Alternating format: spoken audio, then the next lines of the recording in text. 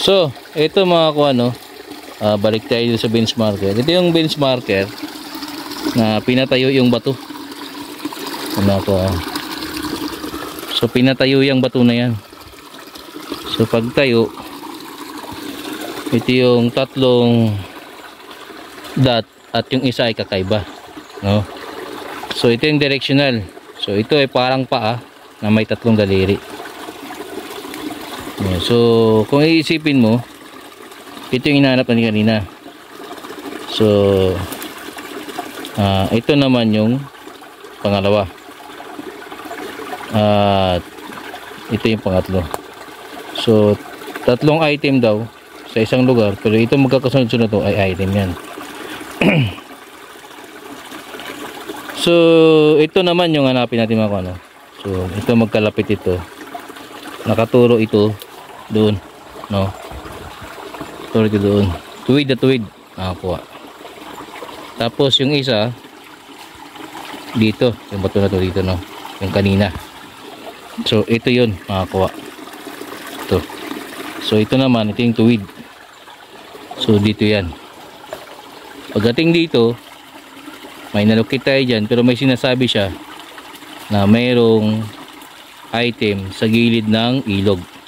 So, ulitin natin, tingnan natin yung sign na yun at tingnan din natin yung sign dito. So, ang sign naman na to ay mayroon siyang tinitingnan. Sa mga makakita na may mukha, no, mayroon siyang tinitingnan kapag ganito. So, dalawang mata yan, dalawang kilay, no, parang nakasimangot. Pero para namang nakatawa sa baba. Kung nakikita nyo yung parang ano, no fear, parang ganyan siya, no. Pero yan ay sign din. So, saan siya nakatingin? Dito din, no? So, anong tinitingnan niya dyan sa gitna na yan? So, ilog ngayon yung pupuntahan natin. Yan yung ilog. So, anong tinitingnan niya dito? So, kasi alam na natin yun doon, puntahan natin yun. Yun ang magsasabi na may treasure pa sa gilid ng sapa. Tara. So, ito yung sign na inikutan din kanina ng locator. Ito yung sign, no? Yan. Na sinasabi niya, ito daw yung ilog. So, may item sa gilid ng sapa. Ano kaya ang ibig sabihin nito? Pero, yung sign na yan ay enclosed rock.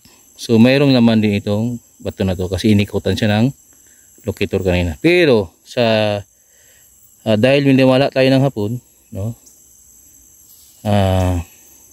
Sinasabi niya nito, kaulugan niya, mayroon daw treasure sa gilid ng sapa. So, ito sa gilid din ng sapa ito. Pero mayroon pa itong sinasabi sa gilid ng sapa. So, anong mayroon dito? Yung tinutuwid noon, nung bato na yun, mayroon siyang tinutuwid dito. So, titingnan natin ngayon kung ano yung dyan sinutuwid niya. Tara. So, pagdating dito mga kuha, ang nakita namin dito ay isang puso na malaking bato. Pusong malaking bato. Hindi pusong bato, ha. Pusong malaking bato. Oh.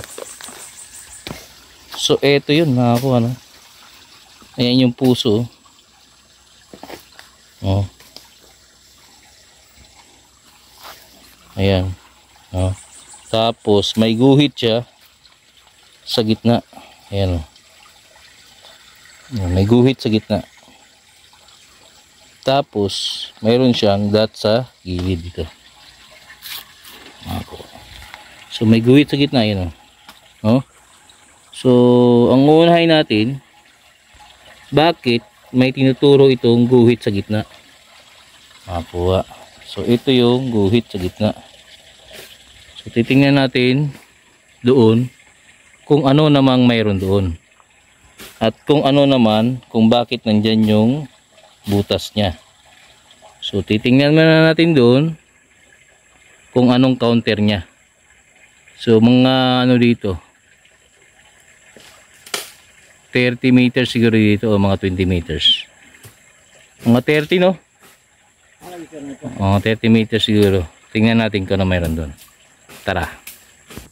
So ito, no, dito tayo. Ilang mo na ni? Ilang mo na ni?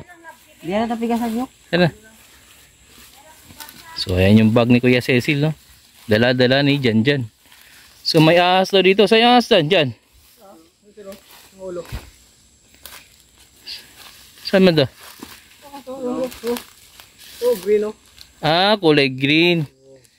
So may ahas daw na kulay green dyan, mga kuha, no? Ayos, medyo malaki. So dito sa baba, ayun yung puso, mga kuha, no? Tuwid yan dito. Ayan yung ilog, oh. Ayan, ilog yan, no? Nasa gilid daw ng ilog, mga kuha. Napuntahan natin yung nilinisan niya. Yan yung counter niya, mga kuha.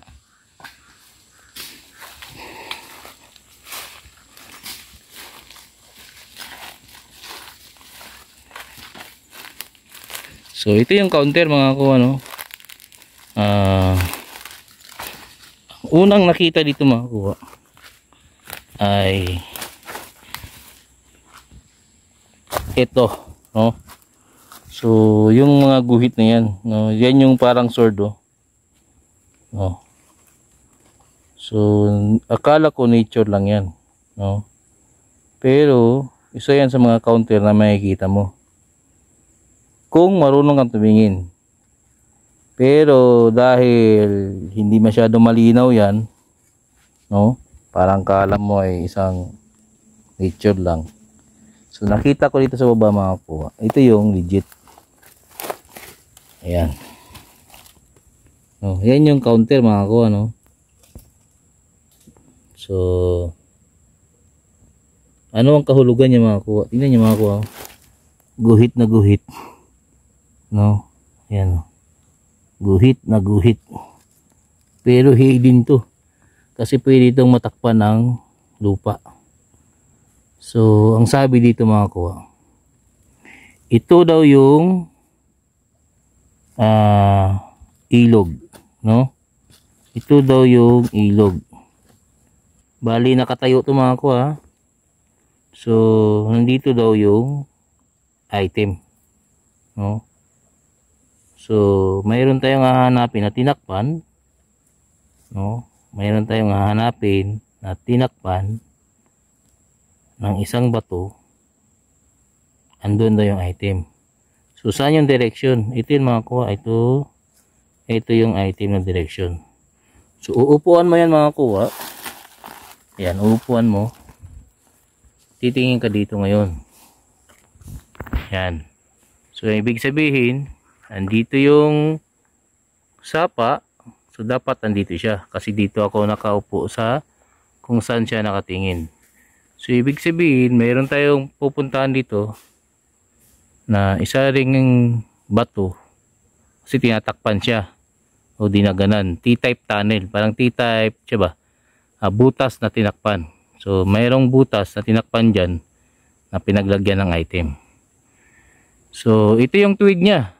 So dito, no, dahil dito yun, no? Dahil dito sa butas na to, ito, no? So kung titingin ka, ikaw tong tao na to, no? Ikaw yung tao, ito yung tao ka. So yung guhit na to, kung titingin ka, ito yung direction, ito daw yung item.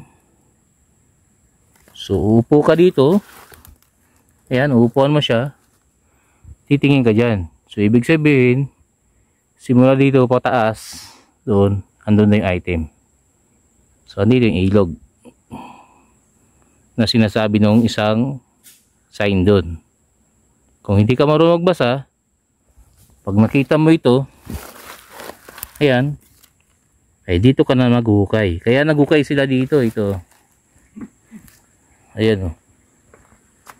Malalim yung hukay. Ilang feet to? 25 feet. Sus Mariusip. So ito yung ito yung sign, itong counter. Napakaganda, no? Tingnan, natin, picturean pa natin. Napakagandang sign. So legit na legit yan kasi ginuwit yan, mga kuya, no? Ayan, tuwid na tuwid. Tapos parang tao ito, bato daw, at ano yung item, no? Mayroon tong mayroon tong butas sa loob, no? May butas pa sa loob, no? Oh, malalim yan. Oh, malalim mo. Ito malalim din. Ito malalim din. Yan. So, ito yung magsasabi kung saan yung item. So, pataas daw, andun sa dulo yung item. So, yun ang punta natin. Kung dun sa may heart, mayroon siyang dot. So, yun ang direction niya. So, ito yung counter niya. Tapos, yun ang direction niya. So, parehas yung tinuturo dun. No? Ayos, tara, punta natin. So, ito pa pala mga ko, ano? Mayroon pang sign dito. Ito yun. No? Yan yung dot.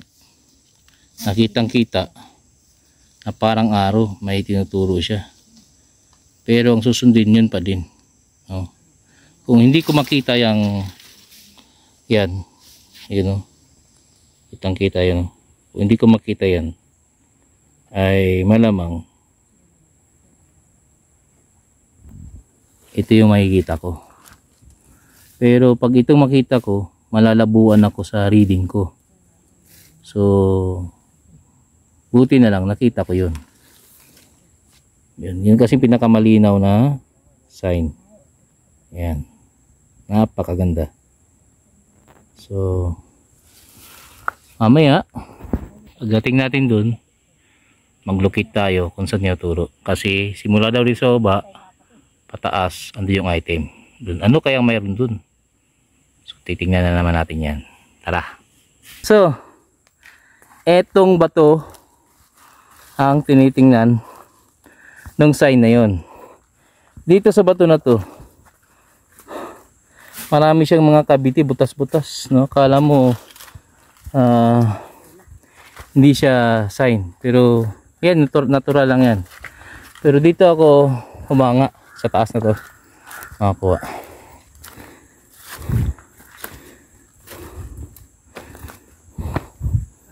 Eto. No? Kung ano yung nakasign dun sa bato. No? Tuwid na tuwid dito yung bato, yung benchmark. Tuwid na tuwid niya to. Kung anong sign nandun sa bato, ay ganun din dito. No? Pero yung butas, ito naman, ay tatlong magkakasunod yan. Tawa mo rin siya ba't? So, parang paa din ito. Ito rin yung parang butas niya sa baba. No? So, para sila. Ang maganda lang dito mga kuha, kasi ito, yan o. Itong sign na to. Ito. X yan. No? Yan o. X yan. Approximately close. Malapit na malapit dito. Pero dahil sa gaano kalapit, dahil doon yung puso na tumuturo dito, yun o, dun. So gaano siya kalapit dito. So locator na ngayon natin gamitin mga kuha, para malaman natin kung saan. Ayos. Okay. Okay. So ito mga kuha, locate natin. Kung siya bang tuturo, yung iba.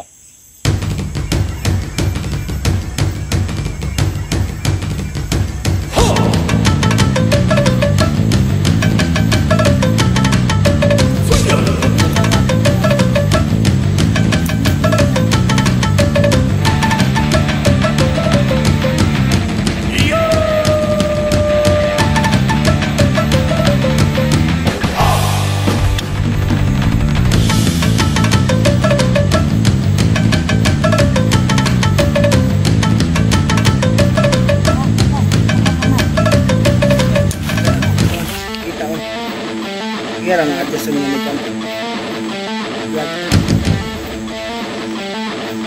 Tanawan nyo ko, tanawan vlog. Kita ka. Kita ka. Second Jubert. Enggak ba? Yang gabi sir no?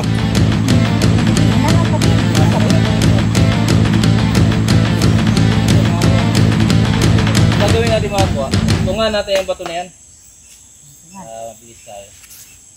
So mayroon tong pointing o yun. Titingnan natin yan.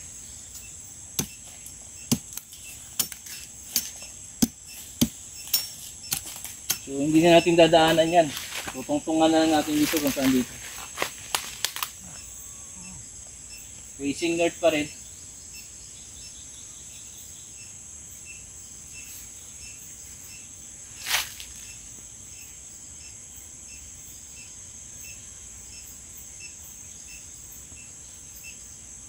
Ako.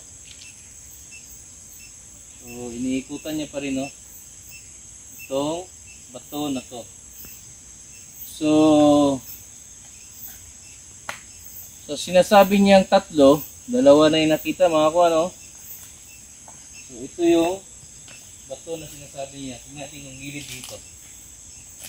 Kung hindi niya ba ihulog yan.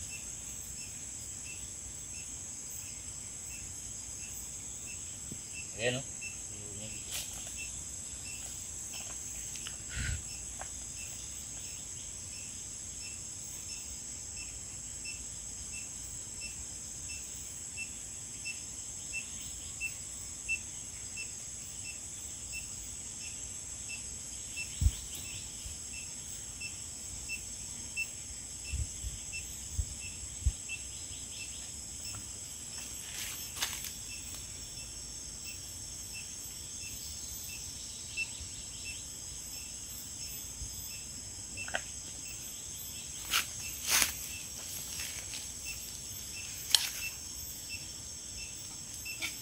Ako ano, yun.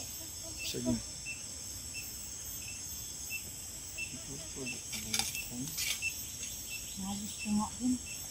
So ito mga ko, ano. Lagyan natin dyan. Inipit. So ito mga kuha, kapag hirap mag-treasure, napakahirap maghanap, pero dahil tayo ay mataas ang ating nalalaman, medyo hindi masyado tayo hirap. Titingnan nyo dito mga kuha, mayroon dito yung dot na yan, oh. 1, 2, 3, 4, 5. Tapos mayroon sa gitna enclose malapit sa bato. Pero kung titingnan mo ito mga kuha, naka-pointing, no? Yung mga kuha naka-pointing, no?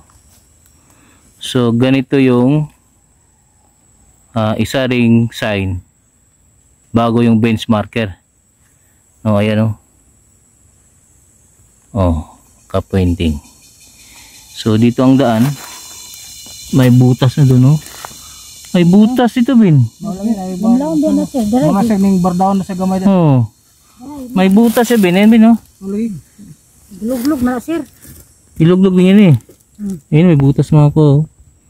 So nagpailalim dyan mga kuha. Doon pasabot niya diha. Dito ang daan. Dito sa ilalim mga kuha.